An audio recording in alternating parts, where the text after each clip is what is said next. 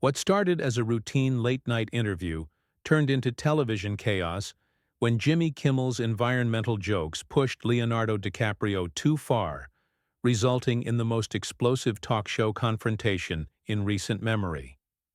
The atmosphere in Studio 6A felt different from the moment Leonardo DiCaprio walked onto the Jimmy Kimmel set. The Oscar-winning actor, dressed in a simple navy blazer and dark jeans, carried himself with the quiet confidence that had made him one of Hollywood's most respected figures. He'd appeared on the show multiple times before, always maintaining the easy rapport that made for good television. But tonight, something in the air suggested this wouldn't be another light-hearted promotional appearance. Kimmel, sporting his signature smirk and perfectly styled hair, greeted DiCaprio with the manufactured enthusiasm that had become his trademark. The audience erupted in applause as the two men shook hands, DiCaprio flashing his characteristic smile, before settling into the guest chair. The familiar ritual of late-night television was in full swing. The band played, the crowd cheered, and the cameras rolled. "Leo, great to have you back," Kimmel began, his voice carrying that practiced cadence of calculated spontaneity. "I have to say, you look fantastic. Very environmentally conscious tonight. Did you ride your bicycle here, or did you take the private jet?" The comment hung in the air for a moment. DiCaprio's smile faltered slightly, but he maintained his composure. "Actually, Jimmy, I drove here in an electric vehicle, but thanks for asking." Kimmel chuckled, glancing at his notes with theatrical precision. "Oh, an electric car! That's very responsible of you. I'm sure your carbon footprint is practically non-existent these days." The sarcasm in his voice was subtle but unmistakable, drawing a few uncomfortable laughs from the audience. DiCaprio shifted in his chair, his hands clasping together slightly tighter than before.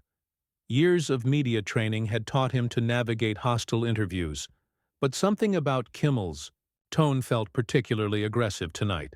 "Well, Jimmy, I try to practice what I preach when it comes to environmental responsibility. It's something I take very seriously." "Oh, we know you take it seriously," Kimmel replied, his grin widening. "You're always lecturing everyone about climate change. Tell me, how many times did you fly internationally last year?" "Just curious." The question landed like a punch. DiCaprio's jaw tightened imperceptibly, his media-trained smile beginning to crack around the edges. The audience sensed the shift in energy, their laughter becoming more nervous, more scattered. "I travel for work, Jimmy, just like everyone else. In this industry," DiCaprio responded, his voice maintaining its measured tone despite the obvious provocation. "But I also offset my carbon emissions and support numerous environmental organizations with both time and resources." Kimmel leaned back in his chair, clearly enjoying himself. "Right, carbon offsets. That's convenient, isn't it? You can fly around the world in private jets and yacht in the Mediterranean, but as long as you plant a few trees somewhere, it's all good." The studio fell uncomfortably quiet. DiCaprio's hands gripped the armrests of his chair, his knuckles beginning to whiten. This wasn't the playful ribbing that typically characterized late-night interviews. This felt personal, deliberate, and increasingly hostile. "Jimmy, I think there's a fundamental misunderstanding here about how environmental activism works," DiCaprio said, his voice taking on a steelier edge. "I've dedicated decades of my life and hundreds of millions of dollars to environmental causes. I've worked with scientists, policymakers, and organizations around the world to address climate change." "Hundreds of millions?" Kimmel interrupted, raising an eyebrow theatrically. "That sounds like a lot. Almost as much as you've made from movies about climate disasters, right? Convenient how environmental activism can be so profitable." The accusation hit its mark. DiCaprio's face flushed slightly, his carefully maintained composure beginning to crack. The audience sat in stunned silence, unsure whether this was scripted banter or something far more serious. "That's completely unfair, and you know it," DiCaprio shot back, his voice rising for the first time. I've never profited from environmental disasters. I've used my platform to raise awareness about the most pressing issue of our time. Kimmel sensed blood in the water. Your platform? You mean your massive carbon footprint platform? Leo, come on. You're preaching to regular people about changing their lifestyles while you're living like a climate hypocrite. Don't you see the irony? The words hung in the air like a toxic cloud. DiCaprio stood up abruptly, his chair scraping against the floor with an audible screech that echoed through the suddenly silent studio. Climate hypocrite. DiCaprio's voice cut through the silence like a blade, his usual calm demeanor completely shattered. The audience collectively held their breath as the A-list actor towered over Kimmel's desk, his face flushed with genuine anger. You want to talk about hypocrisy, Jimmy? Let's talk about a talk show host who makes jokes about the planet burning, while sitting in an air-conditioned studio, contributing nothing but cynicism to the most important conversation of our lifetime. Kimmel's smug expression faltered for just a moment before he recovered, but the damage was done. The power dynamic had shifted dramatically. Whoa, Leo, calm down. It's just comedy. This is a comedy show, remember? Comedy? DiCaprio's laugh was bitter, devoid of any humor. You think the destruction of our planet is comedy? You think mocking people who are actually trying to make a difference is funny? His voice grew louder with each word, the carefully constructed facade of Hollywood politeness crumbling in real time. The studio cameras continued rolling, capturing every moment of the unprecedented breakdown. Kimmel's production team stood, frozen behind the cameras, unsure whether to cut to commercial or let the train wreck continue. The audience sat in stunned silence, phones discreetly recording what would undoubtedly become viral content within hours. Look, I'm not mocking the environment, Kimmel said, attempting to regain control of the situation. I'm mocking the fact that you fly around the world in private jets, telling regular people to ride bicycles. That's not environmental activism. That's virtue signaling from a guy who lives in a mansion. DiCaprio's hands clenched into fists at his sides. You have no idea what you're talking about. While you're sitting here making jokes, I've been in the Amazon documenting deforestation, in the Arctic witnessing ice caps melting, meeting with world leaders to push for meaningful climate legislation. What have you done, Jimmy?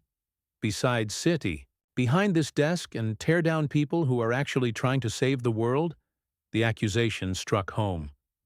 Kimmel's face reddened, his trademark grin completely gone now. I don't need to save the world, Leo. I entertain people. I make them laugh. Not everyone needs to be a sanctimonious preacher like you. Sanctimonious? DiCaprio stepped closer to the desk, his voice dropping to a dangerous whisper that somehow felt more threatening than his earlier shouting. You know what's sanctimonious, Jimmy? Having a platform that reaches millions of people every night, and using it to spread cynicism and doubt about the greatest threat humanity has ever faced. You're not a comedian. You're an obstacle to progress. The studio fell dead silent. Even the cameramen seemed to stop breathing. Kimmel's face cycled through several emotions: surprise, anger, and something that looked almost like fear. He'd pushed too far and he knew it. An obstacle to progress? Kimmel's voice cracked slightly as he tried to muster his usual bravado. I'm just pointing out that maybe, just maybe, people don't want to be lectured by Hollywood elites who say one thing and do another. Maybe they're tired of being told they're destroying the planet by people who consume more resources in a month than they do in a year. DiCaprio slammed his palm down on Kimmel's desk with such force that the host's coffee mug jumped, spilling liquid across his note cards. The sound echoed through the studio like a gunshot. Elite? You think caring about the future of this planet makes me elite? You think trying to prevent ecological collapse is elitist? His voice rose to a roar that made several audience members visibly flinch. I've donated more money to environmental causes than you'll make in your entire career. I've risked my life documenting climate change in some of the most dangerous places on Earth. I've met with indigenous leaders whose communities are disappearing under rising sea levels. And you sit here, in your comfortable little bubble, making jokes about it. Kimmel tried to interject, but DiCaprio wasn't finished. The dam had burst, and years of frustration with climate denial and media cynicism came pouring out. You want to know what's really hypocritical, Jimmy? Having children and then mocking the people trying to ensure they have a livable planet to inherit? That's hypocrisy. The mention of children seemed to hit Kimmel like a physical blow. His face went pale, then bright red. "Don't you dare bring my family into this," he said, his voice shaking with rage. "Don't you dare lecture me about my children." "Then don't lecture me about my activism," DiCaprio shot back, his finger pointing directly at Kimmel's face. "At least I'm trying to leave the world better than I found it. What's your legacy going to be, Jimmy? Cheap shots and cynicism while the world burned?" Kimmel shot up from his chair, his face contorted with rage. The genial late-night host had completely vanished, replaced by something raw and ugly. "My legacy? My legacy is entertaining people without being a condescending prick about it. I don't need to fly around the world virtue signaling to feel good about myself." The two men now stood facing each other across the desk, both trembling with fury. The studio audience sat frozen, witnessing what would undoubtedly become one of the most infamous moments in television history. Security personnel had begun moving closer to the stage, but seemed unsure whether to intervene. "Virtue signaling?" DiCaprio's voice was incredulous, his eyes blazing. "Is that what you call 25 years of environmental advocacy? Is that what you call funding ocean conservation projects and renewable energy research? You're pathetic. Jimmy, you're everything that's wrong with this country's response to climate change. Willful ignorance wrapped in cheap jokes." Kimmel's hands were shaking now, his carefully constructed television persona completely shattered. "You know what? Leo, you're right. I am pathetic. I'm pathetic for thinking an overpaid actor who lectures people about saving the planet while living like a king might actually have something interesting to say. My mistake." The sarcasm dripped like poison from every word. DiCaprio took a step, closer to the desk, his voice dropping to a menacing whisper that somehow carried throughout the silent studio. "At least I use my platform for something meaningful. What do you use yours for? Mocking people who are actually trying to solve problems? Making jokes while species go extinct? Oh, spare me the moral superiority." Kimmel exploded, spittle flying from his lips. "You think buying carbon offsets makes you a saint? You think throwing money at environmental groups absolves you of living like a complete hypocrite? You're delusional." The accusation hung in the air like a challenge. DiCaprio's face went white with rage, then flushed deep red. For a moment it looked like he might actually leap across the desk at Kimmel. The tension was so thick it felt suffocating. "Hypocrite?" DiCaprio's voice was barely controlled fury. "You want to talk about hypocrisy? You built your entire career on being the nice guy of late-night television, and here you are, showing your true colors. You're just another cynical hack who tears people down because it's easier than building anything up." Kimmel laughed, but there was no humor in it, just bitter, angry mockery. "Nice guy? You think I'm supposed to be nice to sanctimonious celebrities who come on my show to preach? You came here to promote whatever project you're working on, and instead you're giving me a lecture about saving the planet. Maybe save the sermon for someone who actually asked for it." "I didn't come here to preach," DiCaprio said, his voice rising again. "I came here to have a conversation with someone I thought was a decent human being. Instead, I find out you're just another climate denier hiding behind comedy." "Climate denier?"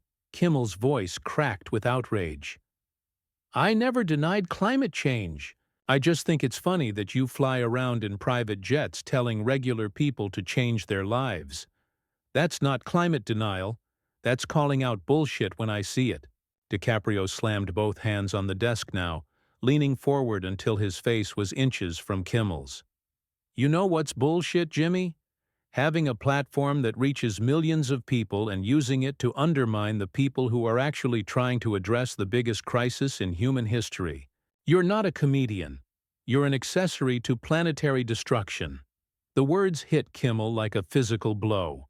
His face went through several color changes before settling on a dangerous shade of purple. Accessory to planetary destruction? Are you insane? I make jokes for a living. I'm not responsible for saving the world. No, DiCaprio said, his voice deadly quiet now. But you are responsible for making it harder for the people who are trying to save it. Every joke you make about climate activism, every time you mock environmental concerns, you're giving people permission to ignore the problem. You're making apathy acceptable. The studio was so quiet that the hum of the air conditioning seemed deafening. Kimmel stared at DiCaprio for a long moment, his chest heaving, his hands clenched into fists. When he finally spoke, his voice was low and dangerous.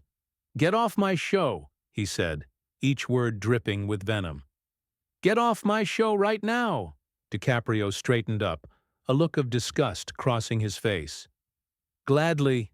I wouldn't want to waste any more time trying to have an intelligent conversation with someone who's clearly incapable of it." He turned toward the exit, but Kimmel wasn't finished. "And don't come back. Maybe next time you want to lecture someone about saving the planet, do it from your private jet." DiCaprio stopped dead in his tracks.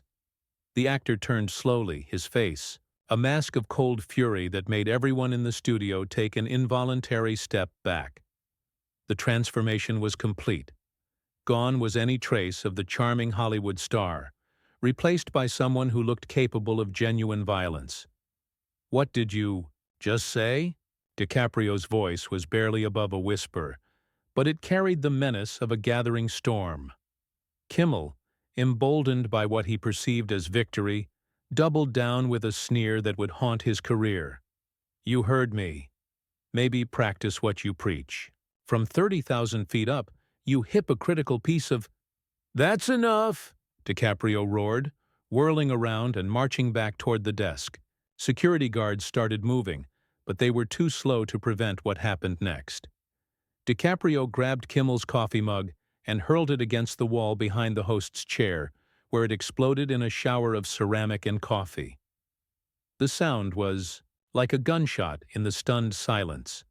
Kimmel flinched backward, his bravado evaporating instantly as the reality of the situation hit him. "You want to know about my private jet, Jimmy?" DiCaprio's voice was raw with rage, his finger jabbing at the air between them. "I flew to the Arctic to document melting glaciers. I flew to Indonesia to witness deforestation. I flew to meet with world leaders about climate policy. Every single flight was in service of something bigger than myself. What do you fly for? Vacation homes and award shows?" The audience sat in absolute terror, some covering their mouths in shock. This wasn't television anymore. This was a complete breakdown happening in real time, broadcast to millions. Kimmel tried to regain his composure, but his voice shook. "Leo, you need to calm down. This is getting out of hand." "Out of hand?" DiCaprio laughed, but it was a sound devoid of any humor. "You spent the last 15 minutes trying to destroy my credibility and reputation on national television, and now you're concerned about things getting out of hand?" He swept his arm across Kimmel's desk, sending papers, pens, and note cards flying across the stage. The host jumped back, nearly falling over his chair. "You want out of hand, Jimmy? Out of hand is watching the planet die while people like you make jokes about the people trying to save it." "Security!" Kimmel called out, his voice cracking with fear. "Get him out of here!" But the security guards seemed frozen, unsure whether to risk getting between two famous millionaires in the middle of a public meltdown that was being broadcast live to millions of viewers. DiCaprio stepped closer to Kimmel, who was now pressed against the back wall of the set. "You know what your real problem is, Jimmy? You're not just ignorant. You're proud of your ignorance. You wear it like a badge of honor. You think cynicism makes you smart, but it just makes you irrelevant." "I'm irrelevant?" Kimmel's voice rose in pitch, desperation creeping in. "I have a show that millions of people watch every night." "And you use it to spread poison," DiCaprio shot back. "You could use your platform to educate people, to inspire them, to help solve problems. Instead, you use it to mock the people who are actually trying to make a difference. That's not entertainment. That's sabotage." The actor straightened his jacket with exaggerated care, his breathing slowly returning to normal as he regained some measure of control. The transformation was almost as unsettling as his earlier explosion, the return of that cold, calculated composure that had made him one of Hollywood's most formidable figures. "You know what, Jimmy?" DiCaprio's voice was now deadly calm. "You're right about one thing. I am elite. I'm elite because I choose to use my success for something other than my own ego. I'm elite because I've dedicated my life to something bigger than late-night television ratings." He turned toward the stunned audience, addressing them directly for the first time. "You want to know what real hypocrisy looks like? It's a man who makes millions of dollars entertaining people, then uses that platform to tear down anyone trying to address the greatest crisis our species has ever faced. It's hiding cowardice behind comedy and calling it brave." Kimmel opened his mouth to respond, but DiCaprio cut him off with a gesture. "I'm done here," the actor said, his voice carrying a finality that seemed to echo through the studio. "But before I leave, let me make something crystal clear to everyone watching. The planet is dying. Species are going extinct. Ice caps are melting. And while people like Jimmy make jokes about it, the window for action is closing." He looked directly into the main camera, his eyes blazing with conviction. "Don't let cynical cowards like this convince you that caring is stupid or that activism is hypocrisy. The future of your children depends on people who are willing to act, not people who are content to mock from the sidelines." DiCaprio turned and walked toward the exit with the measured pace of someone who had just delivered a devastating verdict. The studio remained silent except for the sound of his footsteps on the stage floor. As he reached the exit, he paused one final time and looked back at Kimmel, who was still pressed against the wall, his face pale and sweaty. "Your show is called Jimmy Kimmel Live," DiCaprio said, his voice carrying clearly through the studio.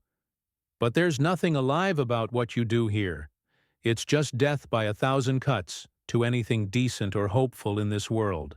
With that, Leonardo DiCaprio walked off the Jimmy Kimmel Live set, leaving behind a host whose career would never recover from the night he tried to destroy a man who had dedicated his life to saving the world.